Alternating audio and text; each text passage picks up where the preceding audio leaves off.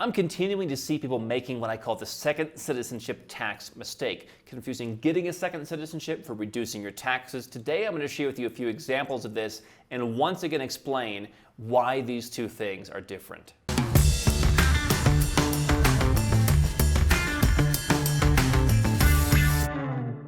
Hi, I'm Andrew Henderson. This is Nomad Capitalist, the channel and the company that helps 7- and 8-figure entrepreneurs and investors legally go where you're treated best. And I'm continuing to see people confusing the idea of getting a second citizenship with thinking, once I have that second passport in my hand, I don't have to pay taxes anymore. And again, it's not that simple. Now, you'll see advocacy groups, the kind of people who want you to pay higher taxes. They'll say there's a huge concern of people going out and obtaining citizenship in, let's say, a Caribbean country, for example. And then they go back to their home country, or they stay in their home country because you don't have to go to the Caribbean country to become a citizen. You can do it all through the mail.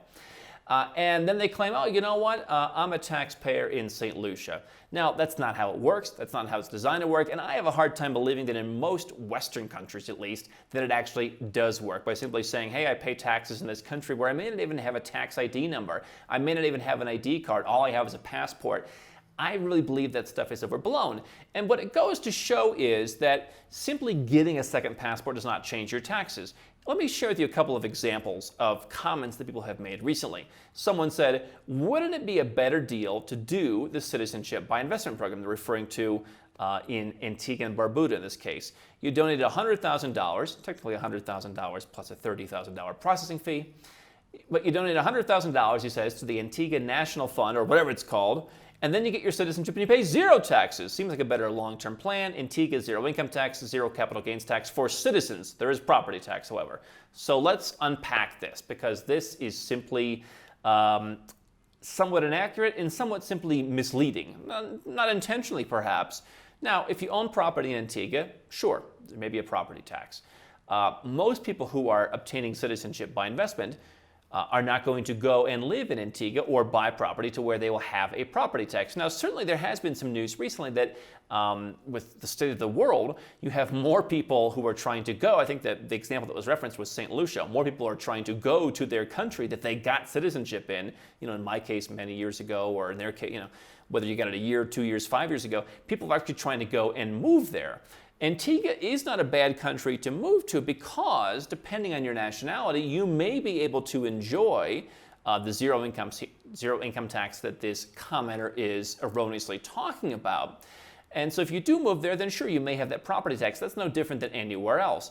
What is not true is the suggestion that you become a citizen of Antigua and then you get your citizenship and you pay zero taxes. That's simply not true. Now, if you are not a U.S. citizen, if you're any other citizen in the world pretty much, at least for now, you can leave your country for tax purposes. That may be relatively simple, or it may be relatively difficult. For a number of countries out there, moving to what could be deemed a tax haven like Antigua may actually require you to continue paying taxes to that country for 3 or 5 years in some cases. That doesn't apply to most countries, Canadians and Australians and all that, but there are some countries like Norway where if you move to the wrong country for a couple of years after leaving, you continue to pay taxes because they don't want you to leave and pay nothing. But for most people, you can get a second citizenship in Antigua and then move there after exiting your country for tax purposes. You get to keep your passport, you get to keep your Canadian or Australian or German or whatever other passport you have. If you're German, you're going to have a hard time getting a Caribbean citizenship by investment in all likelihood. But then you can move to Antigua. And so what the issue isn't that you're a citizen of Antigua, the issue is that you are a tax resident of Antigua. And there are a couple of different ways that you can qualify for tax residence in Antigua. One is simply spending time there. One is paying a flat fee and spending a lesser amount of time there. And so it's not really the citizenship. Now, the citizenship allows you to become a resident, and being a resident makes you eligible for putting in the time to be a tax resident, or allows you to then claim this special lump sum tax program. But zero income tax, zero capital gains tax for citizens, technically true. But it's also true of Canada or New Zealand or any other country in the world except for the United States, in that if you don't live in that country, you're not going to owe them taxes. So you can technically say Canada has zero income tax, zero capital gains tax for citizens, as long as you're not a citizen living in Canada. If you have exited the Canadian tax system, and you go and live in Antigua, Dubai, or anywhere else that has a tax-friendly country, you can avail yourself of zero income tax and zero capital gains tax for citizens. Now, if you're an American, you can get an Antigua citizenship. You can go to Antigua, and they won't add any extra tax to you, but the U.S. government will be happy to say, well, that's great. You're not paying tax anywhere else. Maybe you get the foreign earned income exclusion if you have an earned income.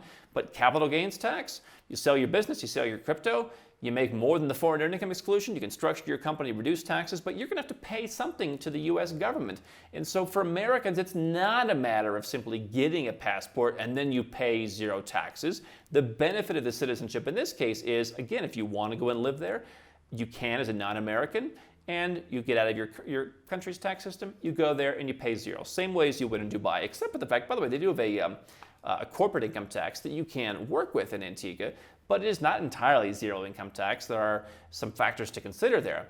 Again, if you're an American, it's not going to entirely help you. The benefit would be if you want to leave your country's tax system as an American, that's through expatriation. As a non-American, through a tax non-residence procedure, you can then go and live in Antigua, and they will treat you great. Here's another comment.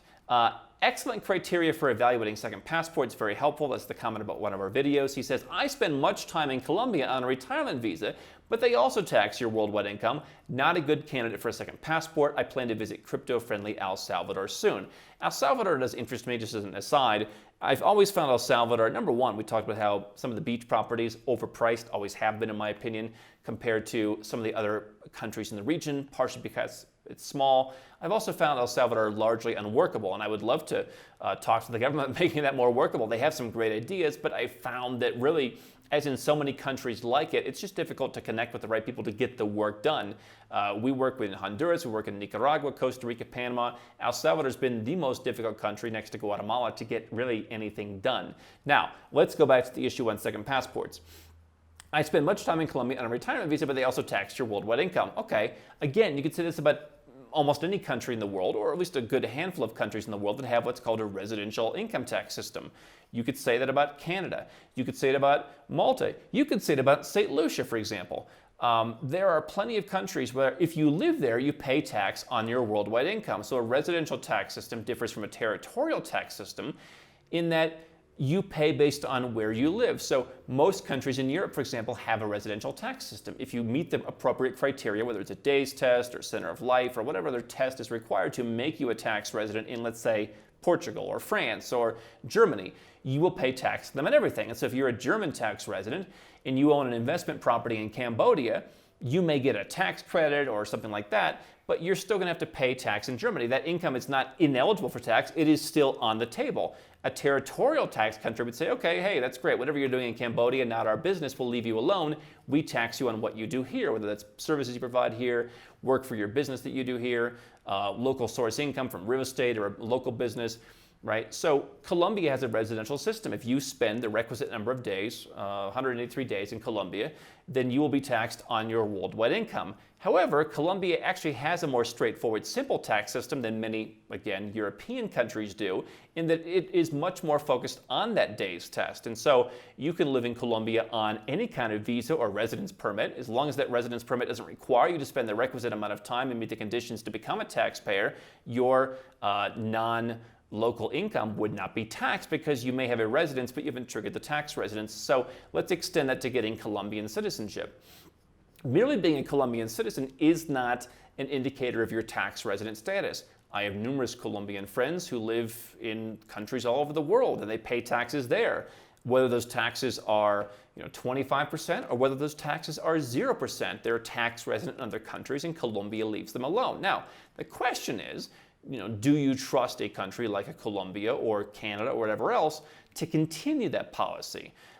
Colombia has said, hey, if you move to Panama, we don't approve of that. We're going to continue to have some tax authority over you. So that's an example of where leaving Colombia to move to Panama, not simply as easy as leaving the country and exiting the tax system. But that said, merely being a citizen wouldn't be the issue. Now, perhaps if you trigger the tax residence along the way of obtaining citizenship, because Colombia, unlike the Caribbean countries we mentioned, they don't have a citizenship by investment program. You can work your way towards citizenship, and some visas allow you to do that with nominal time on the ground.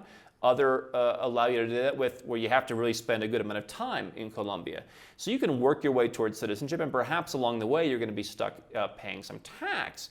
But merely having the citizenship once you get it, if you leave the Colombian tax system, or if you were never in it in the first place, they're not going to follow you around the world. Could that change? Perhaps. We've talked about it changing. We've talked about politicians who want it to change in countries like Australia, in Canada. There's been talk of, hey, let's tax our citizens no matter where they live. Let's make it harder to leave. And you might see more Western countries where citizens want to give up their citizenship in order to avoid this extraterritorial tax. Could a Latin American country do that? Perhaps. Probably less enforcement sway, probably less desire to chase after people when there's so many people living in their own countries that they can go after, considering it would be harder for them to do that. Fewer countries are going to want to cooperate with the Colombias of the world than the US's or the Canadas. Whether that's right or wrong, I think it's simply a fact. So, by the same logic, you would never get a citizenship in the European Union. You would never get Malta citizenship by investment. You would never work towards Bulgaria's citizenship program, because those countries, if you live in them and you become a tax resident, you theoretically, and there are some exclusions in some of those cases, you theoretically would be taxed on your entire worldwide income. There are, again, Malta, perhaps some ways to work around that, but unless you're getting citizenship only in tax-free countries or very tax-friendly countries, this wouldn't work. And so please don't confuse where you pay taxes with where your citizenship is. Merely getting a second passport does not mean you don't have to pay taxes. It may give you an avenue to reduce or eliminate your tax obligations legally, but it's more than just the country. And I see this far too often from shady people in the offshore and the passport business who use weasel words and use lies of omission to leave out the fact that, where you're living right now is a lot more important from a tax perspective than where it is that you're going with your second citizenship, which Caribbean country you want access to, which residence permit you get in some up-and-coming country. Where you're coming from is just as important, and actually much more important. That's why I don't want you to make the second citizenship tax mistake. Don't stop now. We've got well over 1,000 more videos here on YouTube for you to watch and learn how to go where you're treated best. And if you want to work with Nomad Capitalist personally, go to nomadcapitalist.com/apply, learn about our unique, tried and true process, garnered over years of experience, and learn how you can become our client.